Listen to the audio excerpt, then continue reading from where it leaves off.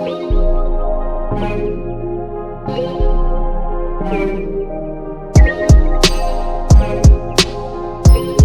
guys, what's up? We are back again with another Fast Talk with me and Jennifer, the internal astronauts. And today we are going into choicelessness versus choice. So maybe a little bit more of a heavy topic. And this is one that is near and dear to my heart. I believe that life is choiceless. And I also believe that that mindset is better for human beings. It's better for the world. It's better for our families because there is no blame within choicelessness. You know, when we're looking at choice, it really starts to distort the truth about who we are and what we're doing here and, you know, what we should, could, would be doing. And so much pressure and blame is created simply by acting like we have a choice at all. And so how do you feel about that dynamic, Jennifer? Well, the way I have always explained choice versus choicelessness, life, we think we have choice and we take these little tributaries, but it's like we always end up back at the main river that takes us, further. And so I loved the discussion today that we had that brought that choice and choicelessness, with blame and shame, because I do see that so clearly now.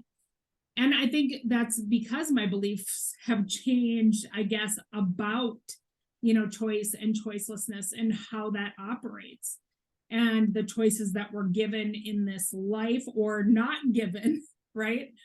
And so I just thought it was really beautiful because if it is choiceless, there is no one to blame because it's just going to happen no matter what we say or do. Right. And, it's like, we don't have to make one bad, because if choicelessness is true, then it is choiceless that some people, well, most people believe in free will and believe in choice, so this has served a purpose for us. And we could go ahead and say that human design talks about a shifting of the themes that occurs in 2027, where we go from something called the cross of planning into the cross of the sleeping phoenix. They talk about a bargain breaking. They talk about the themes changing and our function and what we're here to do together changing. And so, with the cross of planning, all of this has served a purpose. It allowed us to work together in a way that we were, very much connected, like to a point of codependency. And we were building this global society. We were working very hard. We were believing the cultures and the traditions and all of the things that kept us moving in the way they did, the marriage contract and all of the things.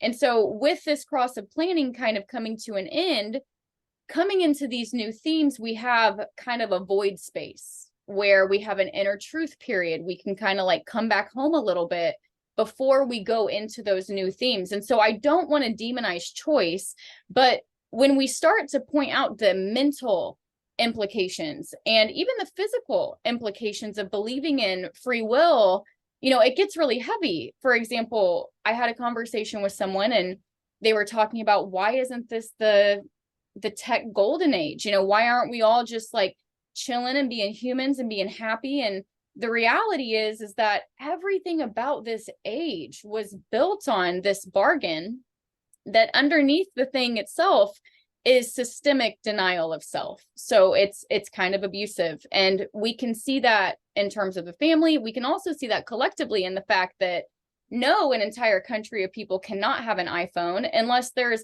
massively exploited and abused people, doing the things that need to be done to get these phones. There's all these videos going around about the people going into the mines for the microchips and all these things. And it's like, people are living in terrible conditions to give a couple countries this illusion that has even allowed us to say that free will exists, because to those people, free will doesn't look like, what do you do? It doesn't look like free will, right? Right. And that's where I think we could also look at other aspects of things. We could look at the personal development industry. We could look at the way in the personal development industry that people have an offshoot, and they also teach law of attraction. What are the ways in which those don't coincide with the new themes? Well, I never believed in the law of attraction in the first place, because I don't think you can cherry pick one universal law out of many and decide that that's how you're going to manifest everything. I think that's complete woo-woo. Yeah. To believe that just by speaking something into existence, you will create it, because then all of the people in those mines and in the sweatshops and in these terrible living conditions supporting the society that doesn't even begin to fathom what that is, you can't tell me they aren't trying to speak those things into truth. And what does the mind tell them about who they are when that doesn't work? Right. Or in the personal development industry, I see this so much. Well, you're compared to them. Right. Well, if you do it this way and this way and this way, you're going to be a multimillionaire. Or law of attraction coaches saying, well, I did this and this and this, and because I spoke it this way and this way and this way, these are the ways in which you are going to be successful. Yeah. They don't know that. They don't know what's inside me. They don't know what my strategy is. They don't know what my authority is. They don't know what my type is. They don't know the ways in which I need to be recognized. Personal development, there are many things about it that are good. And this isn't a hate session about these people or, the law of attraction people. This is about just recognizing the difference between choice and choicelessness. And so when we see these things and you're trying to see toxicity in societal norms and how we deny our own truth, what are the ways in which we can move to find ourselves again? Number one, by seeing it as blameless, as Lacey talked about. Like, if it's choicelessness, there is nobody to blame. If there's choice, I can say, well, you're to blame. Yeah. So I just love the way you went there with that. That's just, it's so cool. Go ahead, sorry. It provides the means for defense and justification, because if you think that everybody's the same, then any stepping outside of that box is very dangerous, because the mental construct that you are is going to collapse like a house of cards. But people aren't mental constructs. Every single person's experience is different, and here's a great example.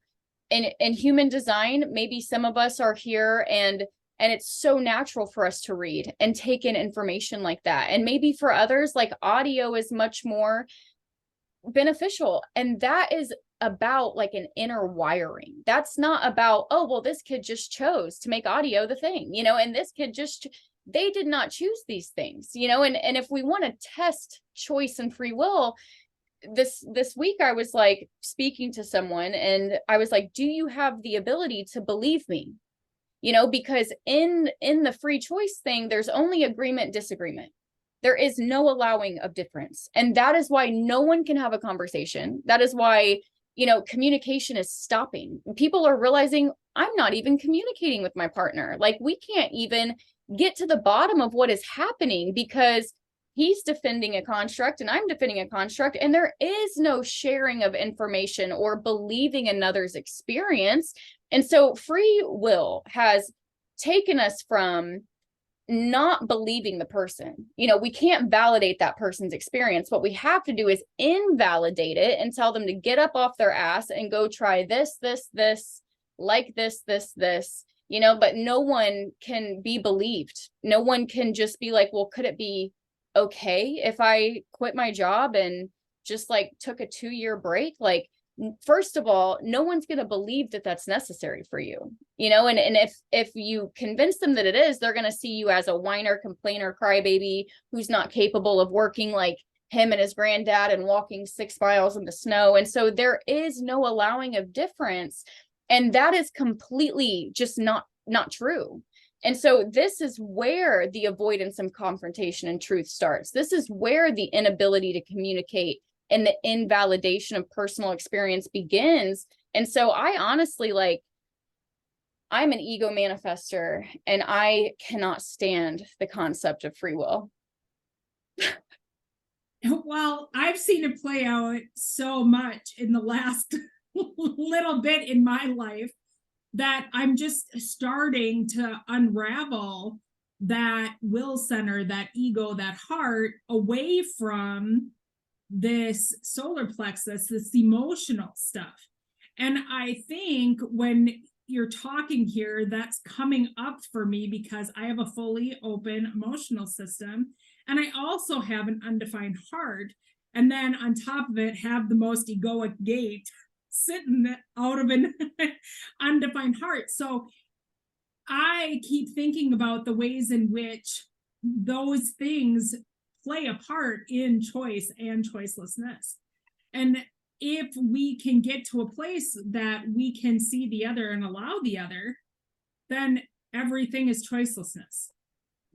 And what a beautiful society that could be if we are able to not only allow the other, but also allow ourselves and start to validate that that is their experience and this is my experience, and we both can be correct.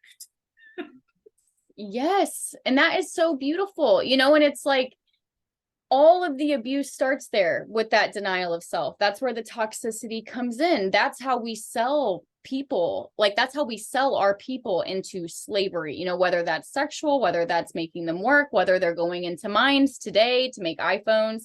It's like, this is how we justify and defend these behaviors that are against all of us. I just love that. And I can't imagine what it will be someday when people start to recognize their own truth and live in their own authority and stop giving it away to every single person that they encounter that has a good idea. They can pull up an open center. Yes, like, exactly. This is what it is.